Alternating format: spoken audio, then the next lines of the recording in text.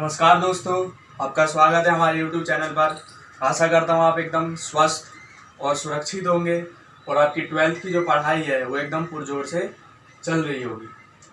तो आज हम जो अपना पार्ट 3 वीडियो लेकर के आए हैं उसमें हम जो है शोक थेरेपी के परिणाम के बारे में जानेंगे और हमारे चैप्टर का नाम है दो ध्रुवीयता का अंत। इसके हमने पहले पार्ट 1 और पार्ट 2 जो है वीडियो वो डाल चुके हैं। आशा करता हूँ आपने वो देख ली होगी। अगर नहीं देखी है तो वो वीडियो जो है उसका हम लिंक जो है डिस्क्रिप्शन में डाल देंगे। वो पार्ट 1 और पार्ट 2 आप जरूर देख लें। पार्ट 2 जो हमने वीडियो बनाई थी उसमें हमने शोक थेरेपी के बारे में जाना था। अब जो है हम इस वीडियो में शोक थेरेपी के जो परिणाम हुए थे उसके कारण क्या क्या परिवर्तन और परिणाम आए, उसके बाद शोक थेरेपी सोवियत संघ को थोपने के बाद क्या परिणाम है उसके बारे में हम अब पढ़ने जा रहे हैं। तो चलिए शुरू करते हैं कि शोक थेरेपी 1990 में सोवियत संघ द्वारा अपनाया गया था। ये तो मैंने पार्ट 2 जो वीडियो बनाई थी उसमें ही बता दिया था कि शोक थेरेपी जो 1990 में सोवियत संघ द्वारा अपनाया गया था। अब क्या क्या इसके परिणाम आए इसके बारे में हम अब चर्चा करते हैं। टोटल मैंने जो है 6 पॉइंट बनाए हैं जो परिणाम आए थे। इससे बार एक भी नहीं, पेपर में अगर पूछा जाएगा तो आप ये 6 पॉइंट लिख दीजिएगा, आपके पूरे में से पूरे नंबर आ जाएंगे। तो चलिए शुरू करते हैं।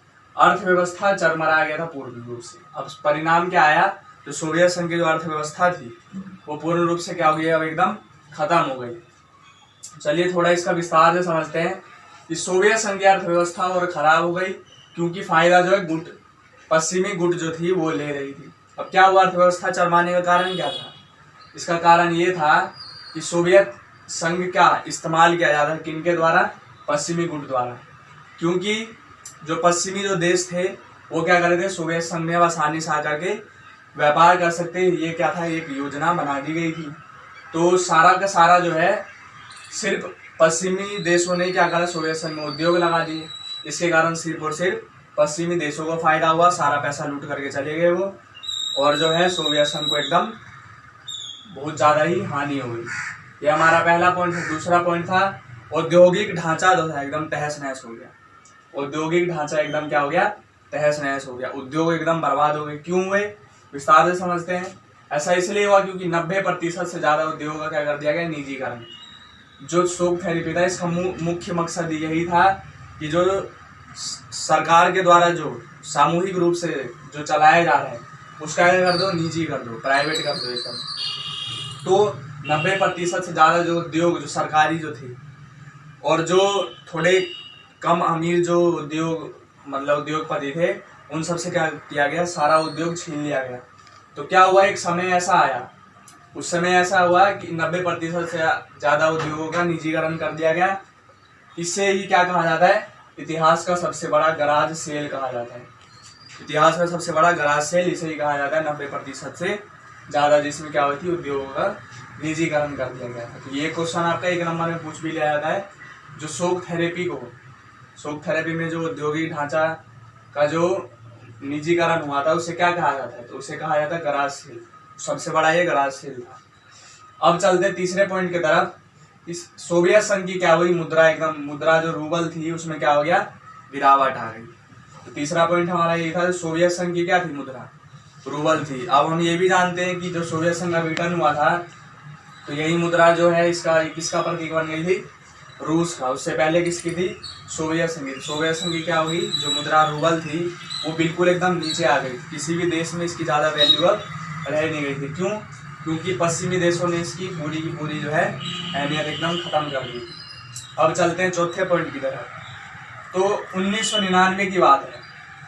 1999 जो 1990 में अपनाया गया, तो 9 साल बाद सकल घरेलू उत्पाद जो अपने एक देश द्वारा जो उत्पादन किया जाता है, सकल घरेलू उत्पाद, वो क्या हो गया, 1989 से भी कम हो गया। अब 1989 में जो सोवियत संघ का सकल घरेलू उत्पाद था वो शोक थेरेपी लागू होने के बाद 1999 में और कम हो गई, उससे भी ज़्यादा कम हो गई। तो सबसे बड़ा यही था, जब आदमी का जब कुछ संसाधन मिलेगा ही नहीं व्यक्ति को तो फिर किस प्रकार से वो देश आगे बढ़ सकता है। अब चलते हैं 5वें पॉइंट की तरफ। सोवियत संघ द्वारा जो जनहित में योजनाएं बनाई गई थी, योजनाएं चलाई जा रही थी, उसको पूर्ण रूप से क्या कर दिया गया, समाप्त कर दिया गया। शोक थेरेपी में ऐसा रूल बना दिया गया जो योजनाएं थी, मतलब सरकारी जो एकदम जो चीज़ें थी, उन सबको क्या कर दिया गया, पूर्ण रूप से उस पर बैन लगा दिया गया, उसको समाप्त कर दिया गया। आर्थिक असमानता फैल गई, जो व्यक्तियों के बीच जो धन को लेकर के जो वो था, व्यक्तियों के बीच में असमानता, इससे क्या हो गई, फैल गई आर्थिक असमानता। रूस के मुकाबले अन्य गणराज्य के व्यक्ति क्या हो गए, पूर्ण रूप से गरीब हो गए। शोक थेरेपी का सोवियत संघ के अंदर जो एक रूस था, रूस जो था, इसको बहुत ज़्यादा इसका फायदा हुआ और सबको एकदम इसका मतलब फायदा नहीं हुआ। क्यों? क्योंकि रूस हम जानते हैं पहले से ही, जो सोवियत संघ जब से बना था, जब से सबसे ज़्यादा क्या था, रूस शक्तिशाली था और वो कहीं ना कहीं पश्चिमी देशों से भी थोड़ा मोड़ा मिला हुआ था। इसके कारण क्या हुआ, अन्य गणराज्य को फायदा नहीं हुआ और जो व्यक्ति प्रति व्यक्ति जो आय होती है वो बहुत ज़्यादा ही निम्न हुई रूस के मुकाबले। रूस में जो व्यक्ति थे उनका जो अमीरी रेट था वो बहुत ज़्यादा ही ऊपर था और जो बाकी गणराज्य जो थे, 15 गणराज्य सोवियत संघ में, उनका क्या था, बहुत ज़्यादा नीचे चला गया। तो क्या था शोक थेरेपी का परिणाम। क्यों ये वाला क्वेश्चन इंपॉर्टेंट है, क्योंकि पेपर में जो है ये क्वेश्चन 4 नंबर 6 नंबर में पूछ लिया जाता है। ये उन क्वेश्चनों में से है जो हर CBSE का फेवरेट क्वेश्चन है और ये हर 2 साल में लगभग एक बार ये वाला प्रश्न पूछ लिया जाता है। के परिणाम के जानने के बाद अब हम चलते हैं, हमारा अगला टॉपिक है संघर्ष और तनाव। तो सोवियत संघ का जो विघटन हुआ, मतलब यहाँ पे जो हम पढ़ने वाले हैं, यहाँ पर हम करेंगे 1991 के बाद की बात, कि 1991 के बाद किस किस प्रकार से जो सोवियत संघ का विघटन है उसके किस किस प्रकार से नई नई चुनौतियाँ आई, संघर्ष हुआ, तनाव हुआ, इन सब के बारे में हम अब इस वाले जो हमारे ये टॉपिक है इसमें हम पढ़ेंगे। चलिए शुरू करते हैं। पूर्व सोवियत संघ मतलब ये उस समय की बात हो रही है जब सोवियत संघ का विघटन नहीं हुआ था। पूर्व सोवियत संघ के अधिकांश गणराज्य संघर्ष की आशंका वाले क्षेत्र हैं, उन्होंने गृह युद्ध और बगावत को झेला। मतलब यहाँ पर ये कहा जा रहा है कि पूर्व सोवियत संघ में जो शुरुआत में जो गणराज्य थे उनका क्या हो गया था, बाद में 1991 का विघटन हो गया। पूर्व सोवियत संघ मतलब पहले जो नाम था सोवियत संघ ही था ना, तो इसलिए यहाँ पर पूर्व सोवियत संघ की बात की जा रही है। तो उसके अधिकांश गणराज्य विघटन के बाद क्या हो गए, संघर्ष की आशंका वाले क्षेत्र में थे, क्योंकि अमेरिका जो था उन्हें वो कब्जाना चाहता था, इसलिए क्या थे, संघर्ष की आशंका में थे।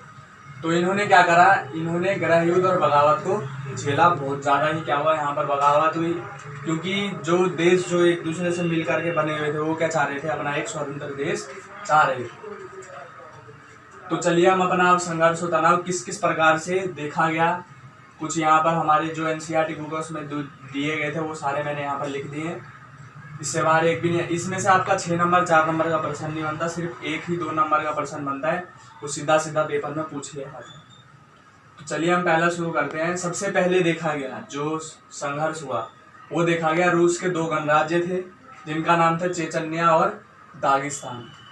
चेचन्या और दागिस्तान 2 गणराज्य थे रूस के। वहाँ पर क्या हुआ, हिंसक अलगाववादी आंदोलन हुए। यहाँ पर क्या हुआ, हिंसक मतलब यहाँ पर ऐसा आंदोलन हुआ जो पूर्ण रूप से क्या हो गया, जनहानि पर उतारू था। तो मास्को मतलब अभी जो रूस की राजधानी है मास्को, उसमें क्या हुआ, विद्रोहियों को दबाने के लिए क्या कर दिया गया, जो रूस के जो उस समय के जो बड़े नेता थे उन्होंने क्या कर दी, बमबारी इस पर करवा दिया गया। इसमें बहुत सारे लोगों की जान चली गई। तो ये था हमारा पहला पॉइंट। दूसरे में हम चलते हैं, मध्य एशिया में भी क्या हुआ, अब ये जो मध्य एशिया के जो देश थे जो सोवियत संघ से जुड़े हुए थे, वहाँ भी क्या हुआ, वहाँ का एक जगह है जिसका नाम है तजाकिस्तान। तो तजाकिस्तान जो है यहाँ पर क्या हुआ, 10 वर्षों तक गृह युद्ध चला। मतलब कि 1991 से लेकर के 2001 तक क्या हुआ, यहाँ पर गृह युद्ध चला। मतलब ये भी आगे इसके चपेट में। और तीसरा पॉइंट था, जॉर्जिया के 2 प्रांत थे, वो क्या चाहते थे, स्वतंत्रता। वो क्या चाहते थे, एकदम अलग होना चाहते थे, किससे, जॉर्जिया से। और जो वो 2 प्रांत थे एक दूसरे से भी अलग होना चाहते थे, इसलिए क्या हुआ, गृह युद्ध लड़ने लगे। घर में लड़ाई होगी, इसका मतलब गृह युद्ध। चौथा पॉइंट है, पूर्वी यूरोप में क्या था, एक जगह था जिसका नाम था चेकोस्लोवाकिया। चेकोस्लोवाकिया। यहाँ पर क्या हुआ, एकदम शांतिपूर्ण, यहाँ पर कोई हिंसक कुछ नहीं हुआ, किसी को कुछ पता ही नहीं चला। फिर भी ये क्या हुआ है, शांतिपूर्ण ढंग से 2 भागों में बट गया। तो पहला जो बट करके अलग हुआ उसका नाम था चेक, ये बहुत ज़्यादा इंपॉर्टेंट है, इसको जरूर याद कर लेना, चेक। और दूसरा था स्लोवाकिया, क्या नाम था, स्लोवाकिया। ये दोनों क्या हो गए, चेकोस्लोवाकिया से अलग हुए। इसके तो नाम में आपका उत्तर दिया हुआ है। अब चलते हैं अपना 5वें पॉइंट की तरफ। तो ये बात है 1991 की। 1991 में क्या हुआ, यूगोस्लाविया भी पूर्ण रूप से क्या हुआ, एकदम से टूट गया। तो इससे क्या हुआ, 3 गणराज्य नए बने, 1991 में यूगोस्लाविया टूट गया। तो इससे जो बने, पहला बना था बास्निया, दूसरा बना था स्लोवेनिया और तीसरा बना था क्रोएशिया। यही तीनों गणराज्य थे वो यूगोस्लाविया से 1991 में अलग हुए। तो यही था हमारा जो हमारा 2 ध्रुवीयता का चैप्टर था, उसका जो हमारा जो टॉपिक था वो संघर्ष और तनाव था, उसके सारे पॉइंट थे। तो आशा करता हूँ आप ये आराम से एकदम समझ गए होंगे और आराम से याद कर लेंगे। संघर्ष और तनाव जानने के बाद अब हमारा अगला टॉपिक है पूर्व साम्यवादी और भारत। ये हमारा जो पार्ट 3 जो हमने जो मतलब वीडियो जो अभी बना रहे हैं, इसका ये लास्ट टॉपिक है और पूरे चैप्टर का भी ये लास्ट टॉपिक है। इसके बाद अब हमारा कुछ भी नहीं बच जाता, हमने सब चीज़ पूरा पार्ट 1, पार्ट 2 और पार्ट 3 में क्लियर कर लिया है। तो इसको शुरू करने से पहले सबसे पहले मैं ये बता दूं कि साम्यवादी है क्या।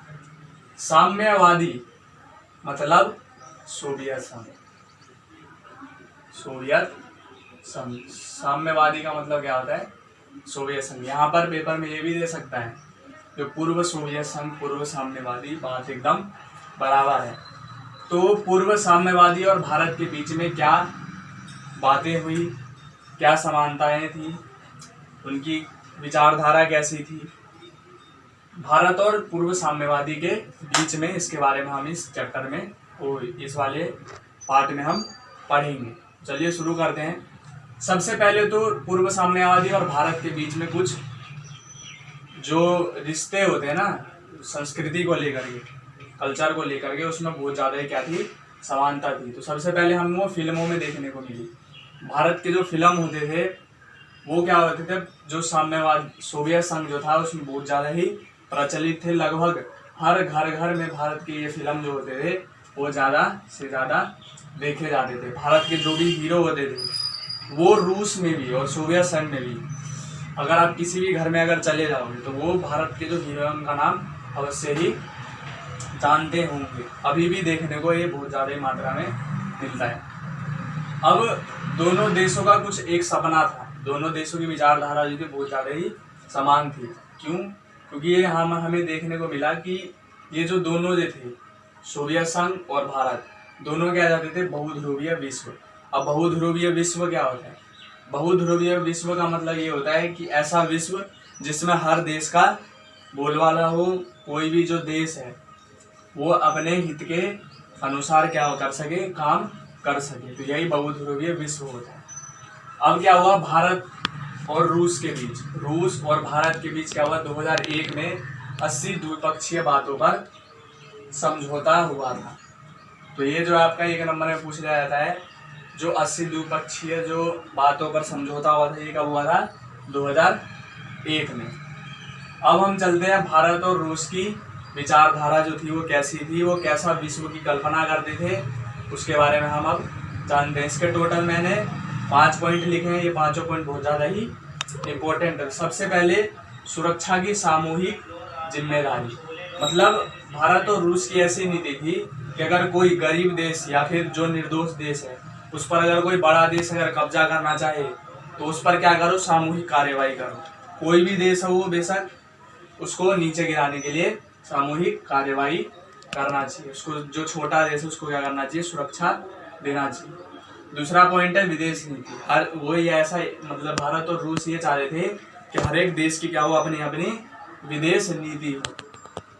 तीसरा पॉइंट है बातचीत को बढ़ावा, मतलब अगर किसी देश के बीच अगर मतभेद चल रहा है तो उसको बातचीत से हल करो, ना कि लड़ाई झगड़ा कर करके। क्योंकि उससे ना कि एक देश को हानि होगा, दूसरे देश को भी हानि होगा। जैसे कि अभी आप देख लीजिए रूस और यूक्रेन के बीच में जो युद्ध चल रहा है, उसमें क्या हुआ, यूक्रेन छोटा है और रूस इतना बड़ा है, लेकिन हानि क्या हो गया, रूस को भी उतना ही हो गया जितना कि यूक्रेन को होगा।